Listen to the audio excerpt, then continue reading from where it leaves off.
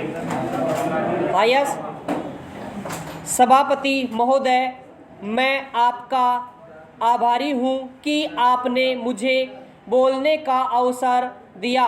मैं कृषि और सिंचाई मंत्री के अनुदानों की मांगों का समर्थन करने के लिए खड़ा हुआ हूँ। मैं कृषि मंत्री को बधाई देना चाहता हूँ कि आज पहली बार खेती की ओर कुछ ध्यान दिया गया है और गांव तथा खेती को प्रधान बनाने की बात कही गई है। वैसे पहले भी गांधी जी कहा करते थे कि गांवों को प्रधान बनाने से ही देश की उन्नति होगी। गांधी से मेरा तात्पर्य महात्मा गांधी से है, श्री साठे साहब के गांधी जी से नहीं, जिस व्यक्ति ने देश को तबाह किया है। अगर उसको थोड़ी देर के लिए रोका गया तो साठे साहब को बेचैनी हो गई और उन्होंने काम रोको प्रस्ताव पेश कर दिया। जब हम लोग जेल में 20 महीने रहे, जहां हमारे कई साथी मर गए, तब साठे साहब की आत्मा कहाँ गई थी? वे उस समय भी तो इस लोकसभा के सदस्य थे। पैरा महोदय, अन्य लोगों की तरह किसानों की भी बुनियादी आवश्यकताएं होती है। मैं पिछली सरकार से पूछना चाहता हूं कि क्या उसने पिछले 30 सालों में किसानों की किसी समस्या को हल किया? क्या किसानों के लिए भोजन की ठीक व्यवस्था हुई? किसान अच्छा अन्न पैदा करता है, लेकिन कुछ अधिक पाने की इच्छा से वह उसको बाजार में बेचता है और स्वयं मोटे अन्न पर अपना गुजारा करता है।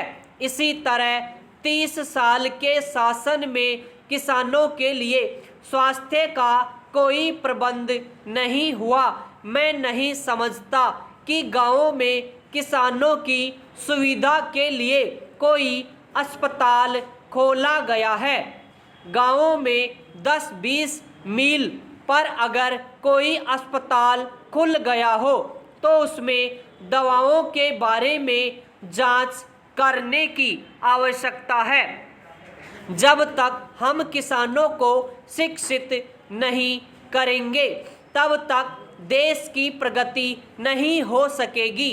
देहातों में हर जगह शिकायत संस्थाएं भी खोलने की आवश्यकता है। बड़े बड़े शहरों में ऋण दिए जाते हैं, घर बनाने की भी स्कीम चलाई जाती है, लेकिन देहातों में किसानों के लिए न कोई ऋण दिया जाता है और न कोई घर बनाने की स्कीम चलाई जाती है।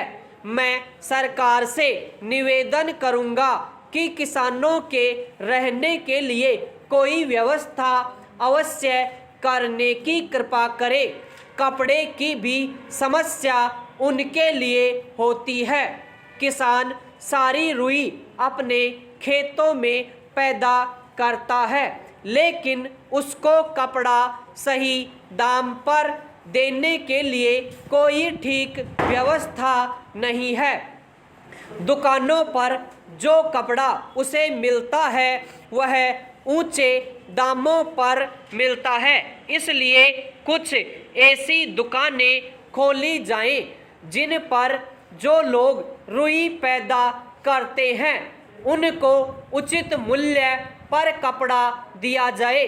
न्याय की व्यवस्था भी किसानों के लिए होनी चाहिए।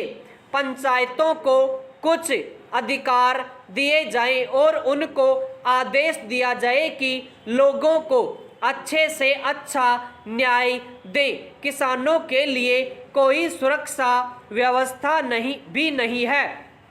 जो रक्षक हैं वे भक्षक बन जाते हैं। ऐसे कैसे देश बढ़ेगा?